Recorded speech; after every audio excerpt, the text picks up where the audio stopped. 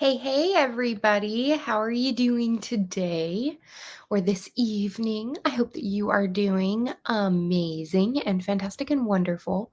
Cleo says hello. She's wanting all of the cozy love right here. Hello, sweet girl. Yes. How's everybody doing on this October cozy night? It's like the like epitome of coziness right now because it's like been all like rainy and stormy, and I've got my boo earrings on, and it's just been very, very, very cozy today. How's everybody's October been? Hello, Lisa. How are you? Hi, Alicia. How are you? I hope that you guys are doing fantastic.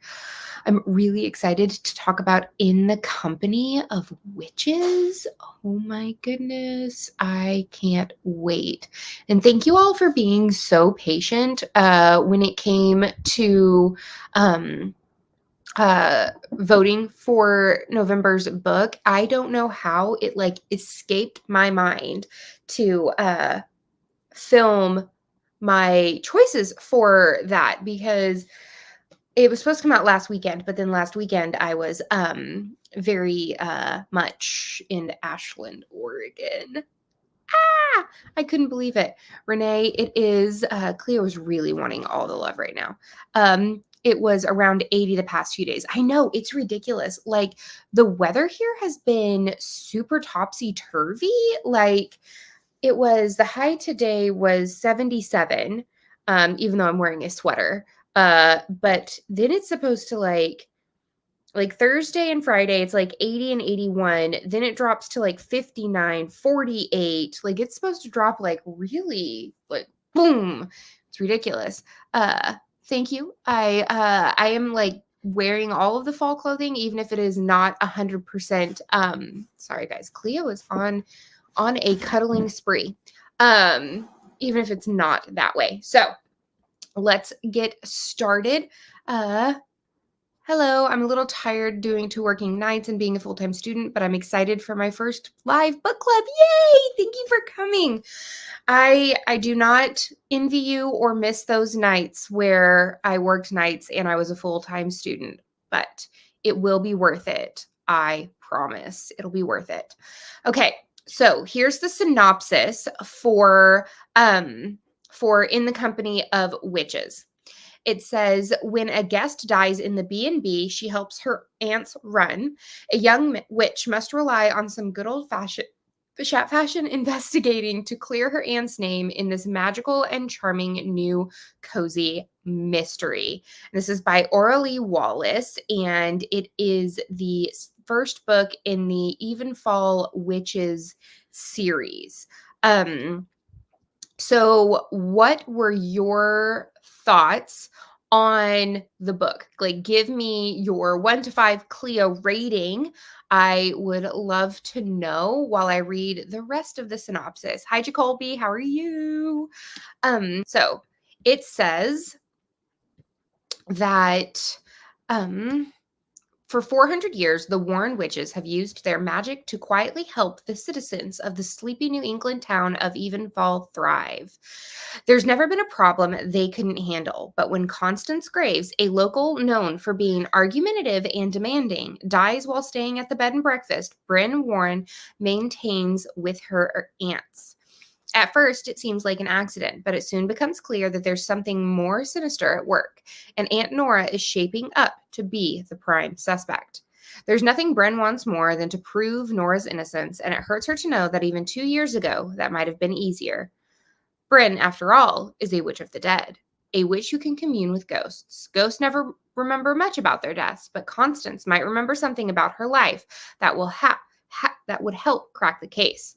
But Bryn hasn't used her power since her husband died, and isn't even sure she still can. Bryn will just have to hope that her aunt's magic and her own investigative skills will lead her to answers, and maybe back to the gift she once thought herself ready to give up forever. All right, we've got 5 Cleos, loved it. 4.5 stars. The ending made me cry. 4 stars. Yes. Me too. It was so well written, guys. I gave it a 5 stars. I was so happy that this book was picked. Like I have been just needing a cozy to feel this way.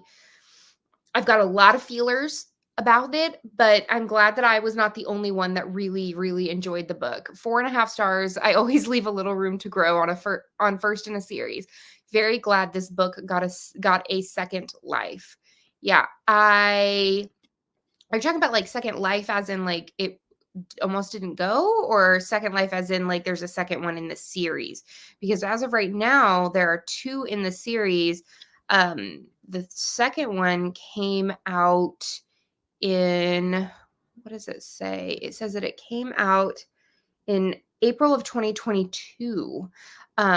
So I hope this series continues. I really, really, really am loving it. I loved the cover. I love even the frogs and their powers. Oh my god, their powers of poop is fantastic. Like that would literally be my son's power. Everything is poopy butt and poopy face, and it was uh yeah, it was done, and the publisher didn't want it anymore. TikTok got it and blew it up. Damn straight. Thank you. Now maybe they'll want a third. Well, okay. So let's get into some of the questions that I have. And I just threw some questions together on my lunch break today. One of the things that I really enjoyed about this book, and you guys can tell me what you think, is I really enjoyed the small character list. Like this is a lot smaller than your normal list. Normally, I have to make the font really small to fit on one page, but I really liked the fact that the characters, like the list of characters, was smaller. What did you guys think about that? And I want to know, how did you read this book? Like what hold on, my hair's acting all weird.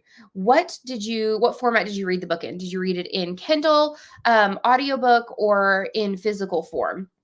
Because I actually I started it on Sunday and finished it on Monday, and I listened to it on audio at like 2-ish speed. But the audiobook was so good. Like I could really tell the difference between the aunts in the audiobook. And then I did get the ebook so that I could go through and highlight all the names, because there was no way I was going to be able to get all of the names of everybody through audiobook alone. But I also want to own it like physically. Guys, I'm so horrible when I like a book, I just want to own it in all of the formats so that I always have access to it. Alicia said she read it in physical form. Good to know. I have just been really, really loving, like the narrator was really good for this one. If you're wondering how the audiobook was, I really, really enjoyed it. I did the audiobook too. Narrator did a great job, though picking the ants from Practical Magic helped. Oh my gosh. Yes. Yes, it did. Hi, Kristen. How are you? I absolutely just, I just felt so like this book was perfection when it came to picking it for this time of the year. So one of the things that I know has been a topic of the books that we've been reading recently and the cozy mysteries that have been coming out is the idea that the cozy mysteries are hitting tougher topics. So like Renee said, this book blew up on TikTok and has been sort of like labeled like the gateway cozy for like millennials. And what were your thoughts on her hitting a lot more tough topics. Like, it wasn't just like one topic that was tough, right? Like, we have Constance and, at the beginning of the book, I thought it was hilarious the way Nora was like, I'm going to kill her. I'm going to kill her. Like, I was laughing out loud. When it came to like Nora's personality, especially in relation to like how she was depicted as a suspect for the killing of Constance, but like Constance's father being very like manipulative and like that's a trigger for some people. Then we have Bryn, our main character, whose husband has passed away. That's not normally um a taboo topic in cozy mysteries, but it's not necessarily on the it doesn't necessarily stay on the page as much. Like the grief does not stay on the page normally with cozies. So I'm wondering what you guys think about that. And then when it came to Gideon, Bryn's reclusive uncle, and his powers sort of reminded me of like Bruno in We Don't Talk About Bruno, no. Like his powers reminded me of that, and I'm wondering if that's where she got her inspiration from. I read the ebook and then I bought the paperback since it was so good. Yeah, and it's such a beautiful cover. It's so pretty. She wrote the characters really well. They had deep and developed characters. Yeah, like I didn't miss having a whole bunch of characters on the page because I thought she did that so well. I think we could have used a few more suspects. Otherwise, I liked the list of characters. I didn't realize that Liz was Mary's daughter. I thought she was a cousin. I liked the audio and it was great.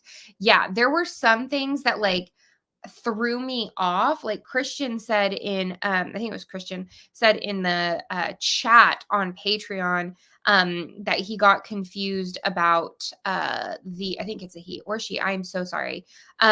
That they got confused about like the herb being used. And there were some things that like, it made me think that maybe I listened to it too fast. Uh, I appreciated the slightly more serious topics, but I didn't think it was overly serious for a cozy. I agree. Because there's that fine line, right? I liked how the book dealt with grief and how it showed how it can affect different people in the book, right? Like Nora's grief came up as like a shield of anger, whereas Bren became very drawn into herself. And Izzy was all about like, I need to feed, I need to fix, I need to make happy the people around me.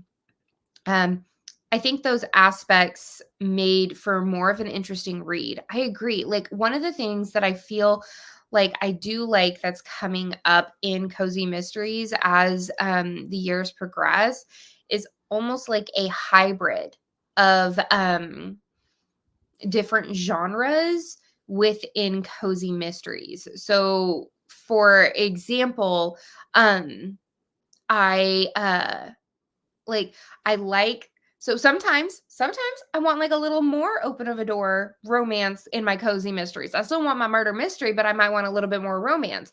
Whereas sometimes I want a little bit of more deep like women's lit or inside my cozy mysteries. So I'm liking that there are some variations and blending like cozy fantasy. Ugh, I love it. Like I'm loving the fact that the genre is growing and getting a more diverse group of readers. And I really, really like that. Um, I feel like the author respected us as readers enough to give us give us heavier topics of grief, but she kept it in a good tone. Yes. Even though this was magical, I felt very realistic. It did. Like it didn't seem too out of like too out of touch, too out of like line. I really, really liked this. Okay, Christian, I thought that was you, but I just want to make sure. Just want to make sure. Okay, this is corny, but she wrote it so it played like a movie in my head. Yes, it was so good. I am flabbergasted that a publisher would even like hesitate or like say that they didn't want more of this series. I would write a strongly worded letter to them about this. So we have what were your guys' thoughts on Nora and Izzy and like Gideon in general? I'm a little bit everywhere on tonight's stream, so I hope that you guys are okay with that. I'm just a little bit everywhere today. But I loved, capital loved the aunts and Gideon. I loved that they all had their faults, they all had their quirks, but the thing that stayed true for all of them was their love for Bren and their love for each other and coming together in the end. Like, there have been times where I've read cozy mysteries where the characters are too perfect. You know what I mean? Like, they are too much like kind to each other. Like, I want a little bit of turbulence because that's what real life is. And though I read cozies to escape, I don't want it to be so unrealistic that it actually takes me out of the story more often than not. So I really want to know what you guys thought because I can see some readers thinking that Nora is way too abrasive for a cozy mystery. I can see that. I can see where some readers might think that. But like when they went to the town hall, and Nora wore this whole entire like black getup with like the black pointy boots and everything, like I was cackling. I thought it was hilarious. Like, I wish I had the oomph and like the gall to just be like, this is me. Like, I feel like I can look up to Nora, really. Like, that's how I feel with these characters. Um I love that there are more modern cozies now. Our daily life is changing and we need to keep things relevant. Yes, agreed. I adored the aunts and Gideon. They were family. They were there for each other no matter the differences that came up in their relationships. Yeah, and they were quick to defend each other. Like when Liz started attacking Nora in the town meeting, which did anybody else also think that that was like a Stars Hollow town meeting? Did anybody else have that in their head like as it was happening? Because I totally did. Like that whole entire scene where like Rory and Lorelai are eating the popcorn while watching the drama unfold. That's how I felt reading that scene in the book. I really, really loved I loved that. Like, I loved that, like, even though Bren was so mad at Nora for hiding things and just being so abrasive, that the moment that she started getting pointed at, Bren like shot up and was like, no, what about you? And like, I really, really dug that. I like how Nora was kind of the rebel, but still had a good heart. She was the tough love parent, and Izzy was the pushover with a big heart. And Gideon was that recluse who could relate to Bren. Yes, like they all met her where she was at and like came up and helped her when they were needed the most. And I love that. It was so good. I had Stockhard Channing as Nora in my head, and Practical Magic Ants were very perfect casting. Yeah, agreed. Yeah, Stars Hollow. It was just so good, so good. The characters' personalities were amazing. I loved the distinctions between their idiosyncrasies and the patterns of speech. Such a good job of character development. It was like I could not, I can't complain. It was so good.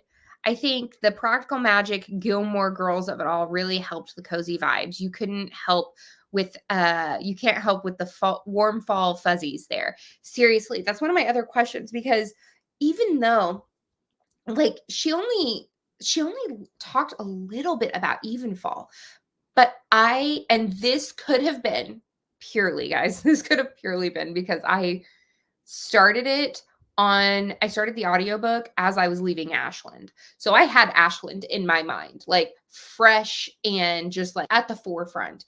But I also think like the way that she wrote the Evenfall and like the shops, like the dance shop and, the bookstore and like the sort of like apothecary-ish like soap store, I could really feel the cozy mystery and like the cozy town of it all.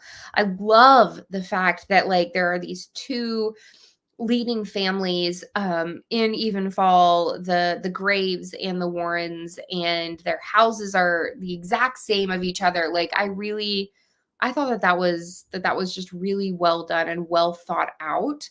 I really enjoyed it. So, what were your thoughts? How did the mystery unfold for you guys? Like, did you like the idea of the going back and forth between learning about Constance's past and what made her into the person she was today? So, we have Constance being killed, and people around town know her as like this crotchety old woman who is never happy, who is having these rebellious kind of like siblings. Like her siblings can't stand her because she was given the house and she was given the money and she was given everything and they were given nothing. Like, what were your thoughts on those kind of? I thought that it was interesting that there were what, four persons of interest, because there was Johnny at one point, the middle brother who wanted to be the veterinarian. There was Rip Jr., who he was just like, I just wanted to flick him in the nose the whole entire time I was reading him. He just seemed like a disgusting just creep, and I didn't like him. Nora was a person of interest, and then we find Mary being a person of interest. So all of her siblings had reasons to kill her, even Liz. So actually there were the three siblings, Nora and Liz, the niece of Constance, Mary's daughter, that had motives to want to kill Constance. Let's see. Hi, Kiki. It says, "Oh, I love In the Company of Witches. I can't pass a Queen Anne house without picturing Gideon in his attic room." It was just so well described. The mystery was great and very well fleshed out with various clues and pathways. I appreciated the diversions and how it all came back together. Yes, like I liked the way that Bren sleuthed in this series. Like, one, I love that it's showing her getting back out into the world and outside of her comfort zone after losing her husband and pushing to clear her aunt's name, that how much family really, really mattered to her enough to go out into the world. Freaking loved that. And I loved that there were like it was really like true like sleuthing. Like you were like, okay, like, oh, at one point I also thought it could be Nixie, who was the shop owner. Like, did you guess the who done it? I want to know. Did you guess the who done it? Yes, because people are not black and white. Having her backstory made you understand why she was the way that she was and why her siblings were the way that they were. Exactly. Because sometimes, like, and there's nothing wrong with this, but there are some cozies where you're like, oh, okay, I'm fine with them dying. Like, do I even really care about who killed them? Like, they were not, they were crappy human beings. But like this one, it made me go, oh, and like to sympathize with the victim who was so cruel at the beginning of the book, like that's really good writing. Like that's just very, very well done. I really enjoyed it. I liked how they showed how she turned into a mean old woman she was in the present, but I felt like the solution was very predictable. I was confused about the soap breaking the spell part. Um, and I didn't get how Rick Jr. had the soap to break the spell without being a witch. Okay, so yes, the soap part. So here's the thing, and maybe I listened to it too fast, so everybody else like chime in, okay? So I thought that the reason why Nora gave Nixie the very rare herb to go into the soap was because it had a lot of medicinal purposes. And she never thought that her sister was going to use such a weak protection guardian spell to hide their area, or to protect their area. And we learned that that Mary and Liz were frequent shoppers of the soap place, because that's where she got her gown, which was caught on tape and everything like that. And that Mary purchased that soap, or Liz purchased that soap from the soap shop, and Rip was pulled in by Liz. Like, I don't think that Rip even knew that that would break the spell, or that there was even a spell in the house. Like, from what I read and understood, was that he and Liz had been trying to cover Mary's tracks, and he might have washed his hands at her place with that soap, and that's what broke the protection spell for like the garden shed and everything like that. But I could be totally off base, but that's what I picked up. And I meant to message that in the message, but then work got busy. But that's what I was thinking. The mystery was just a perfect amount of cozy. It definitely gave me a little Agatha Christie vibes with the usual suspects. Agreed. And a lot of times I can't figure out Agatha Christie's whodunits. Like, I just can't. I did not guess the whodunit. Yeah. I was up until the end. I was like, then, oh. So for those that do not know, or the killer ended up being Mary, but not for the reason that you think. Everybody thinks that the whole entire reason why there's a feud between the siblings and Constance is because she got the house, the money, and everything. For Rip Jr., it was. He was just greedy. He was taking money from his wife's family farm. Like, he was just a horrible person all around. So that was kind of his motive. Johnny didn't really have like a lot. He was happy with his life. Like, he should have went to veterinary school, and we find that Constance's father actually had reasons for not splitting the estate amongst everyone. Like, he felt that Rip Jr.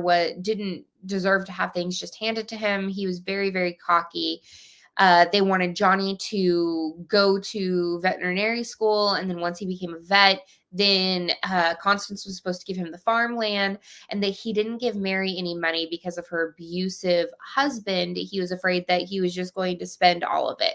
But Constance was told by her father in a letter that if once Mary left her horrible husband, she could then have her part of like the estate and things like that.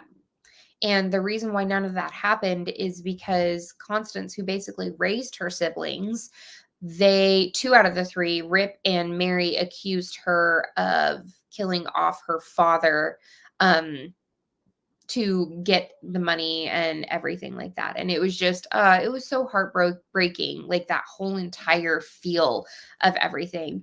I felt out of the 3 siblings, the killer seemed the most unlikely. So I went with that. Yeah. I was like, Mary is who I would have picked. So I just went with that, since John was being framed and the other two suspects looked too obvious. Very, very true. I really, really enjoyed the whole mystery element of it. What were your guys' thoughts about the magic element of it?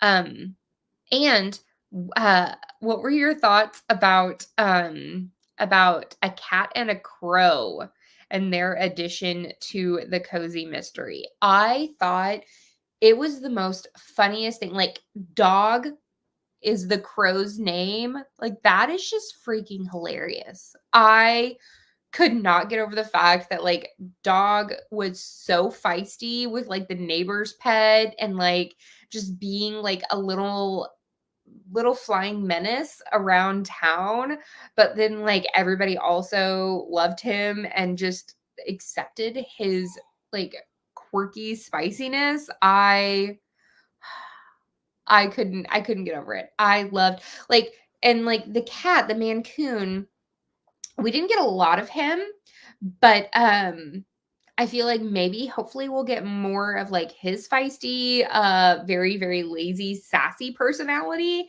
because I dug what I read so far. It was fantastic. I loved the crow. He was great and he had personality. It was so good. Like, For a second, I had to like rewind a couple of times when I was like, dog flying? What? And then I realized that dog was the crow. That's just fun. That is just so flippin' fun. I loved Dog. I think there's more to his story, and the fog next, or in the dog next door. Yes, I liked the magic element. It made it interesting, and Crow was a key character in the plot. Plus, he was interesting to see in the story. I agree. I think I have like a small weakness for crows in cozy mysteries. So, London Levitt's Port Danby series, no, yes, Lacey Pink Pinkerton, she has a crow named Kingston, and he just, he's so sassy, and I love it. Um, so, would you recommend this series to another person? And are you going to read the next book in the series? I want to know. For me personally, I will 100% recommend this book to friends and family. And I will be reading the next book in the series. And I will probably get it in audiobook and just fly through it because I've enjoyed it so much. I think that this is like one of my top cozy mystery reads of the year so far. I just enjoyed it overall. Like there wasn't anything in this one that I was like, well, that could have been better. Like for a first book in a series, it was so flippin' solid. And I really, really liked that we finally got a good, like, yes, like that's great. I'm so excited about it. Um, definitely recommend. I've already read and purchased the second one. The second one is also good. Good to know, Kristen. Yes. I would yes, I would recommend the series. And yes, I'm definitely reading the second book. Yeah, I'm so excited because I'm so thrilled. So for next month's book, we actually we had second chances, right? Where what I did was I went through the books that we've read so far this year and and the themes that I think that would be the funnest. And I took the book that placed second in 3 of our topics. I took one book from magic, one book from like the bookish kind, and then one book, I think it was from like hobby or jobs or something like that. And so our choices were Bait and Witch, so a continuation of some magical cozies. There's the Christie Curse, and then there was a Killer Collection. And these were super, super close, guys. Like we're at 38%, 34%, 28%. And with the most at 38%, the book for November is Bait and Witch. So I will read the synopsis, and it is actually free on Kindle Unlimited right now if you would like to get it on Kindle Unlimited. But it says librarian Josie Way moved to a small town, Oregon, but to lay low. Instead, thanks to newfound magic abilities and a killer on the loose, she's leapt out of the frying pan and into a cauldron of trouble. Josie Way loved working among libraries' Congress leather scented stacks until she discovered corruption and made herself a target. As Wilfred, Oregon's new librarian, Josie can stay undercover until the case goes to court. But life in this little town isn't as subdued as she expected. The library, housed in a Victorian mansion, is slated to be bulldozed. Still digesting the news that her safe haven is about to become scrap lumber, Josie discovers a body in the woods. Almost as shocking, Josie learns that she's descended from a long line of witches, and her powers have suddenly sprung to life. With help from a spoiled alley cat who may just be her familiar, Josie's thumbing through a catalog of suspects, hoping she can conjure a way to save her library and her life. I am super, super excited to read it. I think that it's going to be great. So if I pull up the calendar for November, our next book club should be on November 29th. at 7 p.m. Central Standard Time. I am super, super, super excited. Also, keep an eye out on Patreon for some really cool things that are happening at the beginning of November. Guys, you guys are going to have so much fun. I've got a lot of stuff planned for November, but I can't tell you any more than that. But you'll just have to keep your eyes out on it. Renee said, so we've got Christian. I would recommend it. I also got the second book. It was one of the best cozies I've ever read. Yay! I would definitely recommend, and let them know it's hard to get at the library. When I can afford to, I'll be buying 1 and 2. Good to know. And yes, we'll read the next one and recommending. I'm currently reading When the Crow's Away. We get a lot of dog in this book. Yay! And I would definitely recommend. And woohoo, I am such a sucker for magical cozies. Girl, me too. Me too. But thank you guys so much for coming and hanging out with me. I've got to go and put Alexander to bed, whether he likes it or not. But I will see you guys later. Keep an eye out for the beginning of November. I'm very, very excited to have something. It's going to be fun. But good night, everybody, and I will talk to you guys on Instagram and in comments on my videos and all of those things. But have a beautiful night. So good night, everyone. Good night. Bye.